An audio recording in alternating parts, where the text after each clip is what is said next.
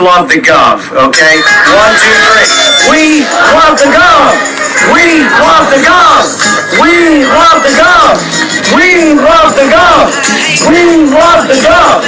We love the gov! We love the gov! We love the gov! We love the gov! We love the gov!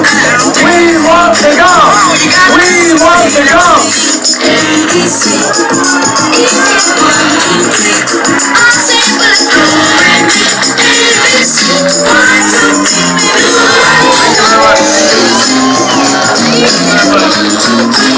Thank you very much. Thank you. Wow, what a great gathering here today. You know, I did a little research yesterday, and the history of the Iron Range, as you know, is the repeating story of people standing strong against exploitation and oppression, and too often of a government that will not stand with them. According to the Historical Society, the Minnesota Iron Company brought its first workers to the Vermilion Range in 1882. Its rules stated that employees were to assume all risks for death or injury while engaged in mining-related work. The company also clearly stated its position about labor unions. No person belonging to any union to control wages or services will be employed, and any employee entering such union will be discharged promptly and will forfeit all money earned by him at the time of such discharge. Minnesota Iron's alternative was to headquarter a physician and build a saloon in the new town of Tower.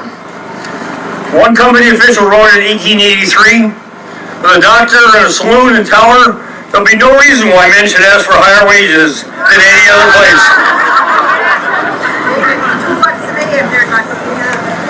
When the first mining companies couldn't fool their immigrant workers, they fought them, especially when those workers sought to improve their wages or working conditions. The first strike on the Mesabi Range occurred in 1893. The first fatality followed a year later, when over 1,000 men refused to work after their demands for higher pay were rejected. And they were all men back then. A Finnish striker named Sam Masson was shot and killed by a deputy marshal. Governor Newt Nelson called out the National Guard, which protected the marshal, while a hastily called coroner's jury ruled the murder a justifiable homicide. And the marshal skipped town.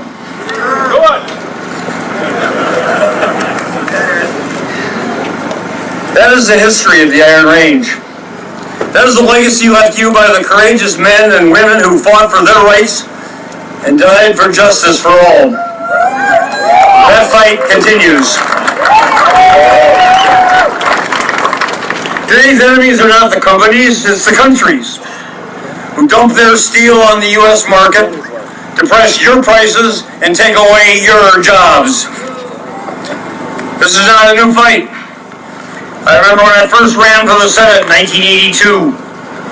Congressman Jim Oberstar opposed the free trade policies of the Reagan administration, while Minnesota's 2 Republican senators did nothing to protect the jobs on the Iron Range. I remember when Butler Taconite closed its doors in 1985. I traveled to Nashwauk High School with my boss, Governor Rudy Perpich, as his Commissioner of Economic Development. I'll never forget walking into the school gymnasium, filled with some 500 steelworkers and their families, all hoping against hope that someone had a miracle to save their jobs. And that awful, horrible feeling that we had no miracle. 17 years later, as a United States Senator, I traveled to White Lakes with Minnesota's other senator, the great Paul Wellstone, where we saw the devastation caused again by another plant closing, this time LTV. Yet despite our opposition, the U.S. government's free trade policies continued, even as more American jobs shifted overseas to non-union, low-wage countries with higher profits for those who abandon Minnesotans and other Americans. Now the demand for steel is increasing. Now is the time to increase production here on the Iron Range and create more jobs. But what does our own U.S. Department of Commerce do? It gives the Republic of Korea a free pass to keep dumping its products on us. Korea doesn't even have a domestic market for oil country tubular goods and other steel products that it produces. So what are they going to do with them? But dump them on us.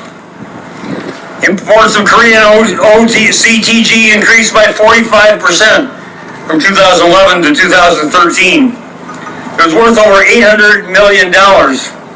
That's $800 million out of the pockets of Americans, and we shouldn't allow that to happen.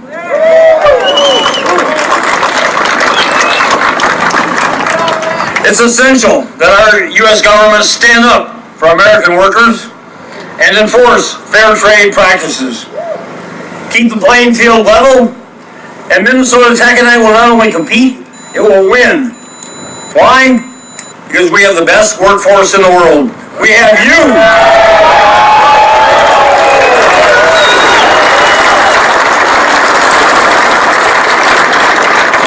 We have all of you. And Iron Range productivity and ingenuity will win every time, if you're just given a fair chance to do so.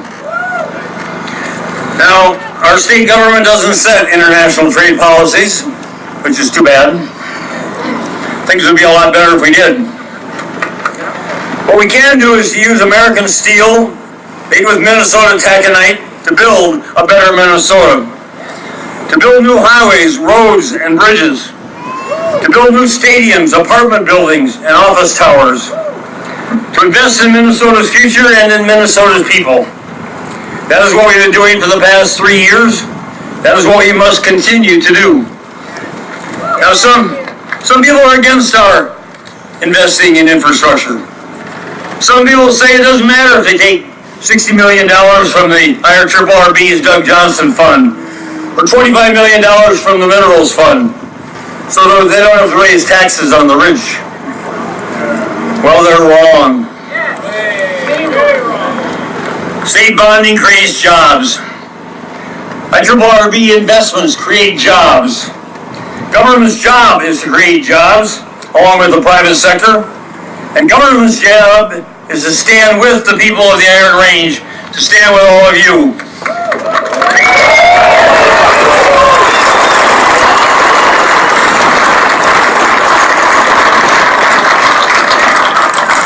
You're fortunate you got some great Iron Range legislators who are here today with you, who stood with you all the time, led by Senate Majority Leader Tom Bach, stood with me when they were trying to, a couple of years ago, the majorities were trying to raid $60 million from the Doug Johnson Fund, and we said, no way, not going to happen. And it didn't.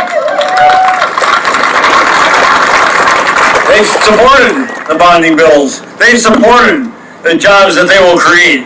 They fought to increase those funds. They fought to increase the projects that are going to put people to work. They fought to see the Minnesota taconite, American steel were used in those projects so that you would benefit, your jobs would be created, more jobs would be created, and we have a higher standard of living here in the Iron Range and across Minnesota and across America.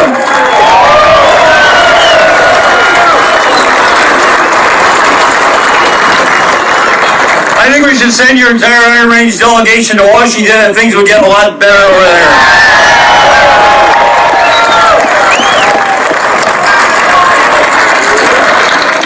Well, thank you for what you're doing. Thank you for being here today. And thank you for a chance for me to show you that I stand with you. Thank you very much.